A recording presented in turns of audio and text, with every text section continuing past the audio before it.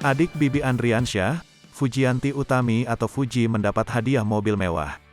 Hadiah mobil diberikan kepada Fuji lantaran sudah merawat Gala Sky Andriansyah, usai Vanessa dan Bibi meninggal dunia. Sosok yang memberikan hadiah Fuji mobil yakni Ketua Umum Gerakan Masyarakat Peduli Anak dan Remaja Indonesia, GEMPARI, Patrika S.A. Paturusi. Patrika S.A. Paturusi atau yang akrab disapa Anggi itu memberikan mobil pada Fuji lantaran sudah tulus merawat Gala Sky. Kemudian salah seorang bernama Sakila, melalui akun Instagram pribadinya, @kila_mustika sempat mengabadikan momen singkat saat memberikan kejutan mobil untuk Fuji, Rabu, tanggal 1 Desember tahun 2021.